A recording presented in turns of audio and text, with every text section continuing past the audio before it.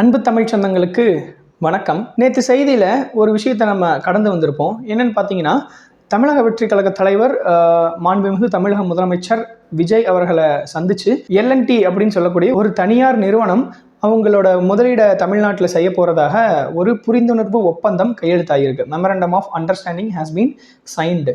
இதை தமிழக வெற்றி கழக தரப்பினர், ஆளுங்கட்சி தரப்பினர் ஆட்சிக்கு வந்து ஒரு மாதம் கூட முழுசாக நிறைவடையாத நிலையிலேயே நாங்கள் தமிழகத்துக்கான முதலீடை ஈர்க்கதற்கு ஆரம்பிச்சிட்டோம், தமிழக வளர்ச்சிக்கு வித்திட ஆரம்பிச்சிட்டோம் அப்படின்னு சொல்கிறாங்க.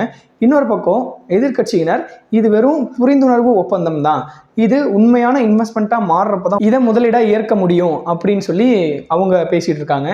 ஸோ மெமரண்டம் ஆஃப் அண்டர்ஸ்டாண்டிங், புரிந்துணர்வு ஒப்பந்தம்னா என்ன, ஆக்சுவல் இன்வெஸ்ட்மெண்ட்னா என்ன, இது ரெண்டுக்கும் இடையில என்ன வித்தியாசம், கையெழுத்து போட்டாலே கண்டிப்பாக இன்வெஸ்ட்மெண்ட் பண்ண போகிறாங்க தானே அப்படின்னு நம்ம பலர் நினச்சிட்டு இருப்போம். ஸோ அது குறித்த ஒரு முழுமையான புரிதலும், கடந்த ஆட்சி காலங்களில் இந்த மாதிரி எத்தனை புரிந்துணர்வு ஒப்பந்தங்கள் கையெழுத்து ஆயிருக்கு, அதில் எவ்வளோ இன்வெஸ்ட்மெண்ட்டாக மாறி இருக்கு அப்படிங்கிறத குறித்து தான் இந்த வீடியோவில் நம்ம தெளிவாக பார்க்க போகிறோம். மெமரண்டம் ஆஃப் அண்டர்ஸ்டாண்டிங், புரிந்துணர்வு ஒப்பந்தம் அப்படின்னா என்னன்றதை நம்ம ஃபஸ்ட்டு தெரிஞ்சுக்கணும். அப்படின்னா என்னன்னா, நான் ஒரு கம்பெனியினுடைய முதலாளி அப்படின்னா, நான் ஒரு முதலமைச்சரை பார்த்து நான் இன்வெஸ்ட்மெண்ட் பண்ணுறதுக்கு இன்டென்ட்டாக இருக்கேன், அதாவது இன்வெஸ்ட்மெண்ட் பண்ணுறதுக்கு எனக்கு இன்ட்ரெஸ்ட் இருக்குது அப்படிங்கிறது ஒரு லெட்டரை, ஒரு தகவலாக, ஒரு கடிதமாக தெரிவிக்கிறது அப்படிங்கிறது தான் அந்த மெமரண்டம் ஆஃப் அண்டர்ஸ்டாண்டிங் அப்படிங்கிறது. இதில் அந்த நாட்டினுடைய முதலமைச்சர், அந்த ஸ்டேட்டினுடைய முதலமைச்சர் கையெழுத்து போட்டார் அப்படின்னா ஓகே நீங்கள் இன்வெஸ்ட்மெண்ட் பண்ணிக்கலாம் அப்படின்னு அவர் அலோவ் பண்ணுறதாக நம்ம வச்சுக்கலாம். ஆனால் இதில் என்ன ஒரு ட்விஸ்ட் அப்படின்னா, இது ஒரு லீகல் பைண்டிங் கிடையாது, ஒரு கமிட்மெண்ட் கிடையாது. நிச்சயமாக நான் இன்வெஸ்ட்மெண்ட் பண்ணுறேன், நிச்சயமாக நான் கம்பெனி ஓப்பன் பண்ணுறேன் அப்படிங்கிற ஒரு லீகல் பைண்டிங் கிடையாது. பல்வேறு காரணங்களால் அந்த கம்பெனி தன்னோட இன்வெஸ்ட்மெண்ட் பண்ணக்கூடிய பிளானை பின்வாங்கிறதுக்கு வாய்ப்புகள் இருக்குது. என்னென்ன காரணம்?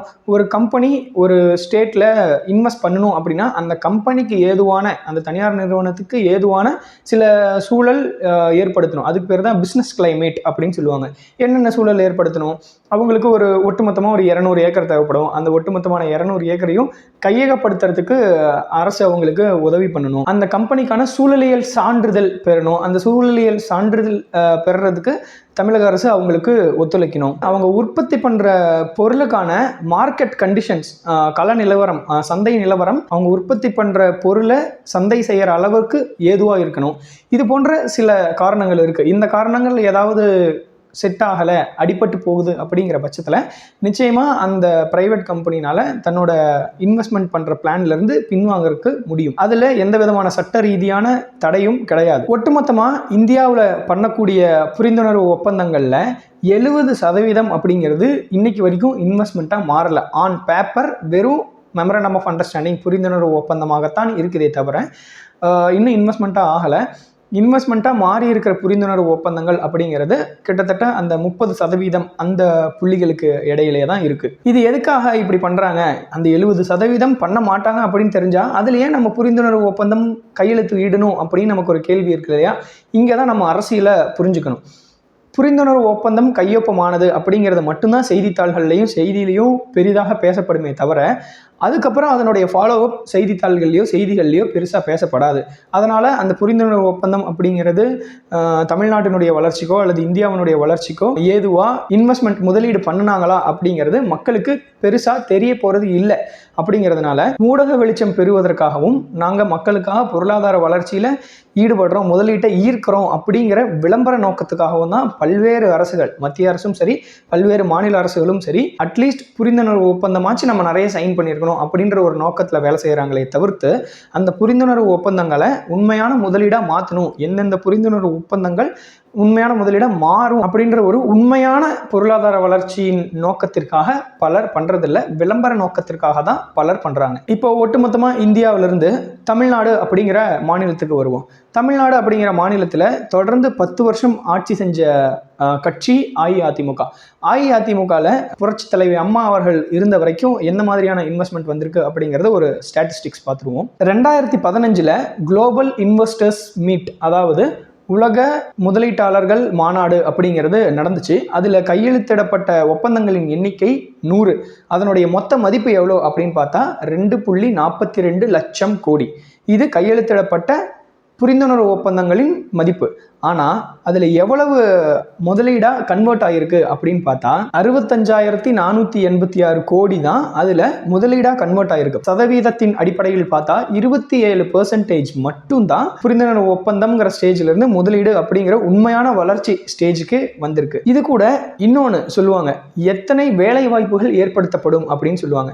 ஸோ அந்த 100 MOUs சைன் பண்ணதில் ப்ராமிஸ் பண்ண வேலை வாய்ப்புகளின் எண்ணிக்கை 4.70 லட்சம் வேலை வாய்ப்புகள் இருக்கும் அப்படின்னு சொன்னாங்க. பட் அதில் 27% தான் எக்ஸிக்யூட் ஆகிருக்கு அப்படிங்கிற பட்சத்தில் அதனால் 1.80 லட்சம் வேலை வாய்ப்புகள் மட்டும்தான் உருவாயிருக்கு. அடுத்தது 2019 எடப்பாடி பழனிசாமி ஐயா அவர்கள் தலைமையில் இன்னொரு உலக முதலீட்டாளர்கள் மாநாடு குளோபல் இன்வெஸ்டர்ஸ் மீட் நடந்துச்சு. அந்த குளோபல் இன்வெஸ்டர்ஸ் மீட்டில் எவ்வளவு ரூபாய்க்கான புரிந்துணர்வு ஒப்பந்தம் கையெழுத்தாயிருக்கு அப்படின்னு பார்த்தா 3.42 லட்சம் கோடி ரூபாய்க்கான புரிந்துணர்வு ஒப்பந்தம் கையெழுத்தாயிருக்கு. ஆனால் அதில் 1.18 லட்சம் கோடிக்கான முதலீடு தான் ஆக்சுவல் இன்வெஸ்ட்மெண்ட்டாக முதலீடாக தமிழ்நாட்டுக்கு வந்திருக்கு. ப்ராமிஸ் பண்ணப்பட்ட வேலை வாய்ப்புகள் அப்படின்னு பார்த்தா 10.5 லட்சம். ஆனால் கிடைச்ச வேலை வாய்ப்புகள் அப்படின்னு பார்த்தா வெறும் 1.03 லட்சம் வேலை வாய்ப்புகள் தான் கிடைச்சிருக்கு. இது உங்களுக்கு சின்ன நம்பராக தெரியலாம், விளம்பர நோக்கத்திற்காக பண்ணுறாங்க அப்படின்னு உங்களுக்கு தோணலாம். நிச்சயமாக பண்ணுறாங்க தான். பட் ஓவராலாக இந்தியாவினுடைய சதவீதம் அந்த கன்வர்ஷன் ரேட் அப்படிங்கிறத பார்க்குறப்போ மெமரண்டம் ஆஃப் அண்டர்ஸ்டாண்டிங்லேருந்து ஒரிஜினல் இன்வெஸ்ட்மெண்ட்டாக கன்வெர்ட் ஆகிற அந்த கன்வர்ஷன் ரேட்டை பார்க்குறப்போ தமிழ்நாட்டினுடைய கன்வர்ஷன் ரேட் அப்படிங்கிறது அதிகமாக தான் இருக்குது. ஒட்டுமொத்தமாக இந்தியாவினுடைய கன்வர்ஷன் ரேட் அப்படிங்கிறது 27% தான் இருக்குது அப்படின்றத நம்ம பார்த்தோம். ஆனால் தமிழ்நாட்டினுடைய கன்வர்ஷன் ரேட் அப்படிங்கிறது 39% இருக்குது. அப்போ தமிழ்நாடு பெட்டராக தானே இருக்குது அப்படின்னு நம்ம நினச்சோம்னா அங்கே தான் நம்ம இன்னொன்று பார்க்க வேண்டியது இந்த ஜாப் ப்ராமிஸ்.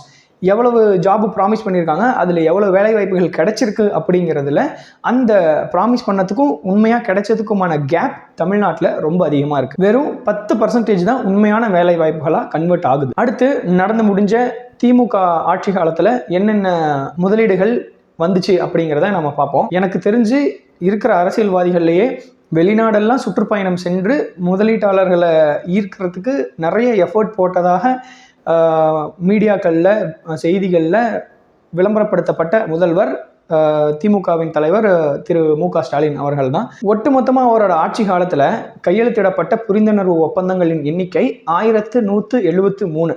அதனுடைய ஒட்டுமொத்த மதிப்பு எவ்வளோன்னு பார்த்தா 12.37 லட்சம் கோடி. அதில் ப்ராமிஸ் பண்ணப்பட்ட வேலை வாய்ப்புகளின் எண்ணிக்கை எவ்வளோன்னு பார்த்தா 36.52 லட்சம். ஆனால் அவங்க ஆட்சி முடியும் தருவாயில் 2026 கடந்த ஜனவரியில் அவங்களுடைய தொழில்துறை அமைச்சர் திரு டிஆர்பி ராஜா அவர்கள் ஒரு கன்வர்ஷன் கன்க்ளேவில் சொல்கிறாரு. என்ன சொன்னார் அப்படின்னா 1179 ஒப்பந்தங்களில் 867 ஒப்பந்தங்கள் அட்வான்ஸ்டு ஸ்டேஜில் இருக்குது, கன்வர்ஷன் ரேட்டு 73% அப்படின்னு சொன்னார். இந்த 73% அப்படின்னு பார்த்தோன்னே ஓ சூப்பராக ஆட்சி பண்ணியிருக்காங்க, நல்ல ஒரு முதலீட்டை ஈர்த்திருக்காங்க அப்படின்னு நம்ம நினைப்போம். ஆனால் அதுதான் கிடையாது. அட்வான்ஸ்டு ரேட்டில் இருக்குது அப்படின்னா என்ன அப்படிங்கிறத நம்ம ஃபஸ்ட்டு தெரிஞ்சுக்கணும். அட்வான்ஸ்டு ஸ்டேஜ் அப்படின்னா என்னென்னா, ஒப்பந்தம் கையெழுத்தான பிறகு அந்த நில கையகப்படுத்துதல் மற்றும் அந்த சூழலியல் தடையின்மை சான்று இது போன்ற சர்டிஃபிகேட்ஸ் வாங்கக்கூடிய ப்ராசஸ் இருக்கு இல்லையா, அந்த ப்ராசஸை தான் அட்வான்ஸ் ஸ்டேஜ் அப்படின்னு சொல்லுவாங்க. ஆனால் அதை நம்ம உண்மையான முதலீடாக எடுத்துக்க முடியுமா? இல்லை இல்லையா. எல்லா சர்டிஃபிகேட்ஸும் வந்து அவங்க பில்டிங் கட்ட ஆரம்பித்து வேலை வாய்ப்புகள் கொடுத்தா தான், கம்பெனிங்கிறது ஒன்று ஆரம்பித்து வேலை வாய்ப்புகள் கொடுத்தா தான் அதை வந்து நம்ம உண்மையான முதலீடாக எடுத்துக்க முடியும் இல்லையா. ஸோ அந்த மாதிரி எவ்வளவு இருக்குது அப்படின்னு பார்த்தா அந்த கன்வர்ஷன் ரேட் வெறும் 35% தான். இந்த தமிழ்நாட்டினுடைய ஆவரேஜ் 39% விட 35% அப்படிங்கிறது நிச்சயமாக குறைவாகத்தான் இருக்குது. இப்போ நேற்றைய செய்திக்கு வருவோம். தமிழக வெற்றி கழக தலைவர் மாண்புமிகு தமிழக முதலமைச்சர் திரு விஜய் அவர்கள் அந்த L&T அப்படிங்கிற தனியார் கம்பெனியோட ஒரு புரிந்துணர்வு ஒப்பந்தம் மேற்கொண்டாரு. இது ஆட்சிக்கு வந்து வெறும் 25 நாளுக்குள்ள நடந்திருக்கு அப்படிங்கிறது ஆணித்தரமாக சொல்ல வேண்டிய ஒரு விஷயம். என்ன காரணம் அப்படின்னு கேட்டால், ஆல்ரெடி ஆண்டு இருக்கக்கூடிய கட்சிகள் மேலே கம்பெனிஸ்க்கு ஒரு நம்பிக்கை இருக்கும், கம்பெனிஸ்க்கு ஒரு ஸ்டெபிலிட்டி கிடைக்கும். இந்த கட்சி ஓகே, இதில் நமக்கு தெரிஞ்சவங்க இருக்காங்க, அல்லது இந்த கட்சியில் இந்த ப்ரொசீஜர்லாம் ஃபாலோ பண்ணோம்னா நமக்கு ஒரு இன்வெஸ்ட்மெண்ட்டுக்கான ஆப்பர்ச்சுனிட்டியும் ப்ராஃபிட்டுக்கான ஆப்பர்ச்சுனிட்டியும் இருக்குது அப்படின்னு அவங்களுக்கு தெரியும்.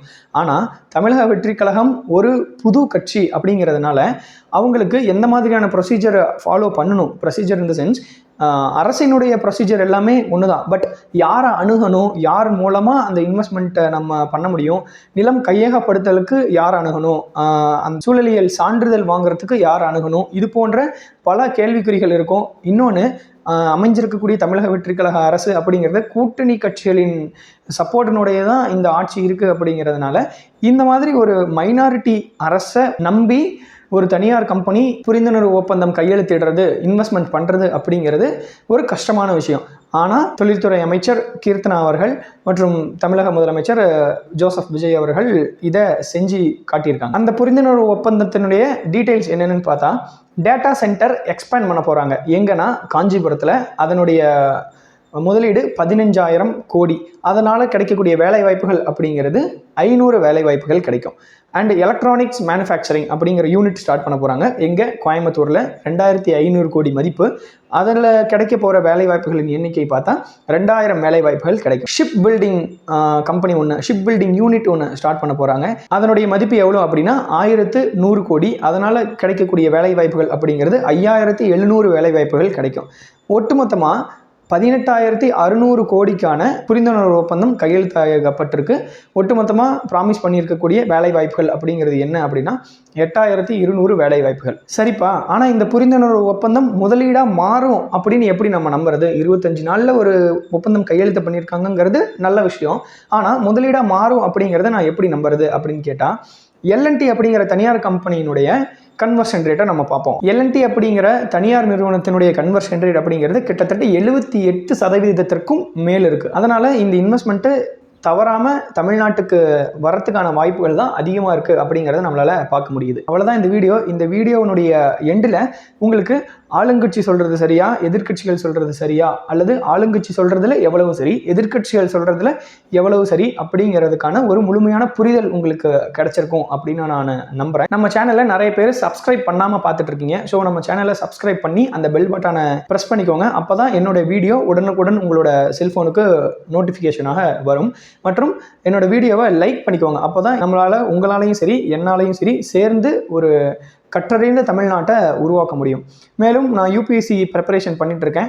அதுக்காக சில பொருளாதார உதவிகள் தேவைப்படுது. உங்களால் ஏதேனும் பொருளாதார உதவி செய்ய முடிஞ்சுது அப்படின்னா அதுக்காக டிஸ்கிரிப்ஷன்லையும் கமெண்ட் செக்ஷன்லையும் என்னோட UPI ஐடியை பின் பண்ணியிருக்கேன். அதன் மூலமாக நீங்கள் உங்களால் முடிஞ்ச பொருளாதார உதவியை எனக்கு பண்ணலாம். நன்றி.